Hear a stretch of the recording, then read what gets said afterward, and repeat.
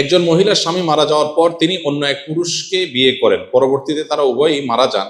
এখন আমার জানার বিষয় হলো, ওই মহিলা জান্নাতে কোন স্বামীকে পাবেন? এই মহিলা, তাকে তার আগের স্বামী অনেক ভালোবাসতো, উনি মারা গেছে। এখন তারে যদি না পায় তাহলে জান্নাতে তার কষ্ট হবে না? আবার সে যদি তারে পায় তাহলে দ্বিতীয় যে স্বামী ছিল বেচারার দোষ, মুসিবত না? আমরা মানুষ হিসাবে আমাদের সংকীর্ণ দৃষ্টিভঙ্গি বা সীমাবদ্ধ চিন্তার কারণে আমাদের কাছে এই জাতীয় বিষয়গুলো অনেক ডিফিকাল্ট মনে হয়। কিছু কিছু মানুষ প্রশ্ন করার সময় এমন প্রশ্ন করে, হুজুর একটা মাসালা আছে আজকে, জটিল মাসালা, কিন্তু হুজুর উনি খুব আদা জল খেয়ে একদম প্রস্তুতি নিয়ে আসছে, উনি আজকে জটিল মাসালা নিয়ে আসছে। ওটা শোনার পরে দেখা যাচ্ছে আমার পাশে থাকা ছাত্রই হেসে দিচ্ছে যে এই মাসালার জন্য ওনার কাছে যাওয়া লাগে না, এটা তো আমিই পারি। কিন্তু যিনি আসছেন তিনি মনে করতেছেন এটা কি মহা জটিল। তো বান্দা মনে করতেছে আল্লাহ এখানে কি করবে, নাউজুবিল্লাহ, আল্লাহ তো এখানে সিদ্ধান্ত দিবে কিভাবে, একজনকে দিলে আরেকজন নাখোশ হয়ে যাবে। আল্লাহর চিন্তা আপনার না করলেও চলবে। আল্লাহ রাব্বুল আলামিন কতভাবে সমাধান করতে পারে সেটা আল্লাহ তাআলা ভালো জানেন।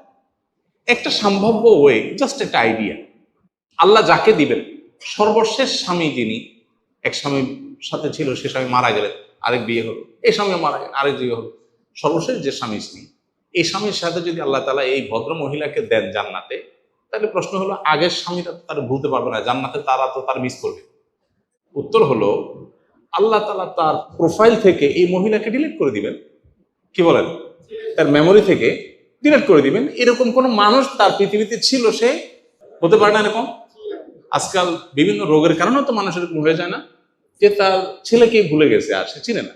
তো আল্লাহ রাব্বুল আলামিন কতভাবে ম্যানেজ করবেন এটা আল্লাহ তাআলা ভালো জানেন।